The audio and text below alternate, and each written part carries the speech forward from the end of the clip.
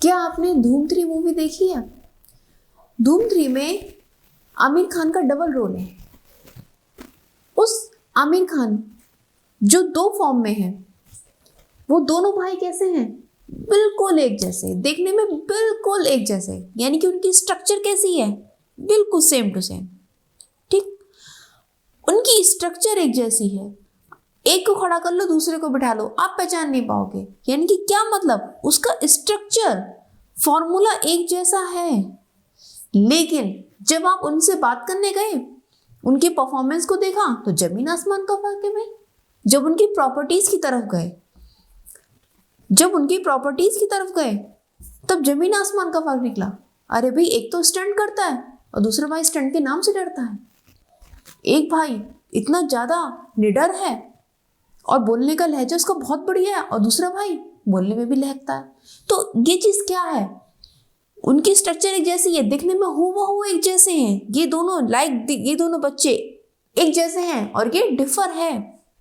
Structure formula, एक ऐसे 2 compound जिनके स्ट्रक्चर फॉर्मूला सेम है, लेकिन जब हम उन दोनों को से बात करने गए तो उनकी प्रॉपर्टीज बिल्कुल अलग। बोलने का स्टाइल, बोलने का ढंग, अंदाज, उनका बिहेव बिल्कुल अलग।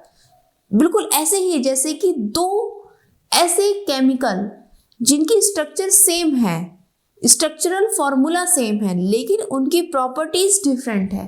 प्रॉपर्टीज 2 टाइप की हो गई, एक तो physical properties and then chemical properties. ये दोनों अलग हैं। तो ऐसे कंपाउंड्स को क्या कहेंगे? आइसोमर्स। ये क्या कहलाएंगे? आइसोमर्स। और ऐसे फिनोमेना को हम बोलेंगे आइसोमेरिज्म। तो क्या है आइसोमेरिज्म? आइसोमेरिज्म का मतलब ये होता है जब कोई 2 ऐसे केमिकल कंपाउंड जिनके स्ट्रक्चरल फॉर्मूला सेम है, जैसे मान लिया C2H6O, ये एक फॉर्मूला है हमारे पास। इस C2H6O से क्या बनता है? हमारा इथाइल अल्कोहल बनता है और डाइमिथाइल ईथर बनता है। अब ये दोनों कंपाउंड, इनका स्ट्रक्चर फॉर्मूला बिल्कुल सेम है, बिल्कुल आमिर खान की तरह, धूम 3 के आमिर खान की तरह बिल्कुल सेम है। दोनों भाई एक जैसे लगते हैं, एक को खड़ा कर लो, दूसरे को बैठा लो, लेकिन जब हम उनकी प्रॉपर्टीज पे गए, उनसे बात करी, उनको जाना, उनके बिहेव को जाना, तो बिल्कुल डिफर। भाई इथाइल अल्कोहल है, इसकी लैक्सेटिव खुशबू होती है, और जबकि इसकी ये इतना ईथर तेज होता है, जैसा आपने देखा है नेल पेंट में जो खुशबू आती है, बिल्कुल जस्ट लाइक ईथर जैसी होती है वो, और ये वेपराइज होता है, अल्कोहल वेपराइज नहीं होता। तो ये चीज क्या है? बिल्कुल डिफर है इनकी प्रॉपर्टीज, और केमिकल प्रॉपर्टीज तो बिल्कुल डिफर है दोनों की। तो इस फिनोमेना को हम बोलते हैं आइसोमेरिज्म। अब केवल ये यहाँ तक सीमित नहीं है, इसके आगे भी है, और जो हम जानने वाले हैं कि क्या होगा। तो चलिए आज की वीडियो में हम जानते हैं कि आइसोमेरिज्म क्या होती है और वो कितने टाइप की होती है। हेलो स्टूडेंट्स, आप सबका स्वागत है आपके प्यारे से चैनल केमिस्ट्री सार में। और आज हम ओवरव्यू करेंगे आइसोमेरिज्म का, कि आइसोमेरिज्म क्या है, उसके कितने टाइप्स होते हैं, और क्या क्या टाइप्स को हम स्टडी करने वाले हैं आगे की वीडियोस में। तो चलिए शुरू करते हैं। आइसोमेरिज्म 2 टाइप की होती है, structural isomerism and stereo isomerism. इसको स्पेस आइसोमेरिज्म भी बोलते हैं। स्ट्रक्चरल में क्या होता है भाई? जब हमारे पास स्ट्रक्चरल फॉर्मूला सेम है, लेकिन उसमें जो एटम्स का अरेंजमेंट है उसमें डिफरेंस है, एटम्स के अरेंजमेंट में डिफरेंस है, ठीक है ना।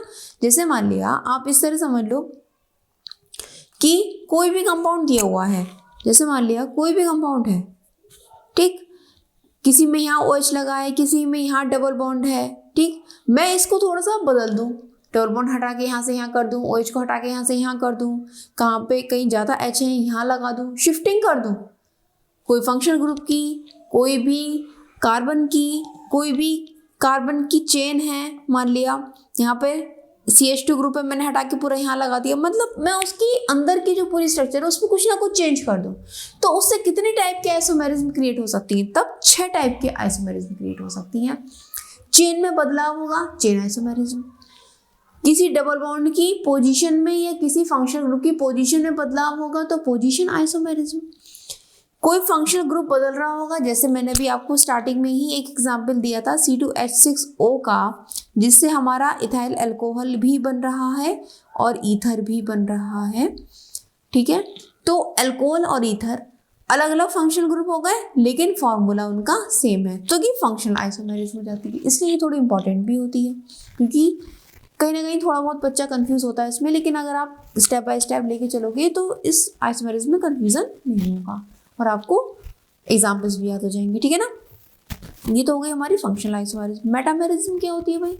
जब ऐसे कंपाउंड जिनके दोनों साइड ऑक्सीजन के दोनों साइड अटैचमेंट हो, जैसे ईथर हो गया हमारा, ठीक, इससे सल्फर के दोनों साइड अटैचमेंट हो, तो यहाँ पर ग्रुप का डिफरेंस हो रहा है। जैसे यहाँ पे CH3 है, C2H5, मैंने क्या करा यहाँ पे, मैंने यहाँ से हटा के, इसमें नहीं होगी C2H5O C2H5, मैंने यहाँ का एक CH3 हटा के यहाँ जोड़ दिया, यहाँ क्या कर दिया, इसको CH3O C3S7 कर दिया। ठीक, यहाँ से हटा के एक CH3 यहाँ शिफ्ट कर दिया।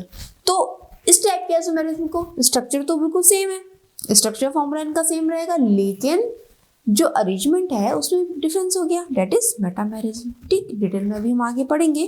टॉटोमेरिज्म होती है, कीटो इनोल आइसोमेरिज्म कहलाती है। ठीक, ये भी एक स्पेशल टाइप है।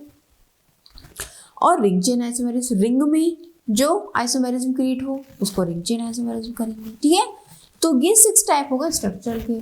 ये कैसी हो गई भाई? ये एक प्लेन पर हो रही है स्ट्रक्चर। भाई हमने कोई स्ट्रक्चर बनाई और उसमें डिफरेंस कर दिया, एटम्स का अरेंजमेंट यहाँ से हटा के यहाँ से हटा के यहाँ, तो ये कैसी हो गई? 2D हो गई। 2D में निपट गया मामला।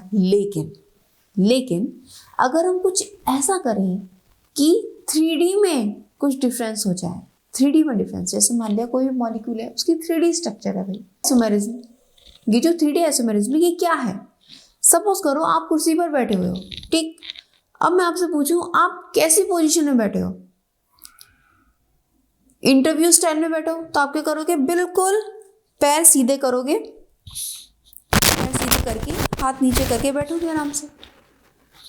अब क्या हुआ, बैठे बैठे थक गए, एक पैर दूसरे पैर के ऊपर कर लिया, एक ये पोजीशन में बैठ सकते हो। और कितनी पोजीशन में बैठ सकते हो भाई कुर्सी पर? मैम पैरों में बहुत दर्द हो रहा है, मैं तो पालती बिछ के बैठूंगा। ठीक है भाई, पालती बिछ के बैठ जाओ, तीसरी पोजीशन हो गई। और कैसे बैठ सकते हो? एक बच्चा बोला मैं तो एक पैर में दर्द है, मेरा एक पैर दबा के बैठूंगा। हाँ भाई, वो एक पैर दबा के बैठिए, चौथी पोजीशन हो गई। तो कहने का मतलब क्या है?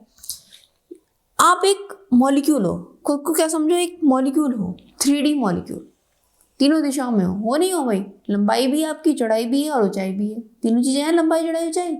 हाँ भाई मैम मेरी तो लंबाई भी है, मेरी चौड़ाई भी, मैं इतना चौड़ा हूँ, और मेरी ऊंचाई भी है कि भाई मैं कितना ऊंचा हूँ। ऊंचाई समझ गए? अगर जमीन पर लेट जाओ तो तुम्हारी लंबाई भी है, चौड़ाई भी है और मोटाई भी है। ठीक है ना, तीनों चीजें आ गई। ठीक है, आप 3D हो। अब कितने स्टैंड में बैठ सकते हो भाई? भाई एक बात बताओ, जब आप कई सारे स्टैंड में बैठ सकते हो तो क्या मॉलिक्यूल का मन नहीं करेगा मैं कई तरह के स्टाइल से बैठूं? तो मॉलिक्यूल भी बैठेगा भाई। तो मॉलिक्यूल ने भी अपनी शेप बदल ली, ठीक, उसने भी चेंज कर लिया। तो ऐसी आइसोमेरिज्म जो 3D स्ट्रक्चर में डेवलप हो रही है उसको हम क्या बोलेंगे? स्टीरियो या स्पेस आइसोमेरिज्म। ये 2 टाइप की होती है, कॉन्फ़िगरेशनल एंड कन्फर्मेशनल। ठीक है ना, कॉन्फ़िगरेशनल एंड कन्फर्मेशनल।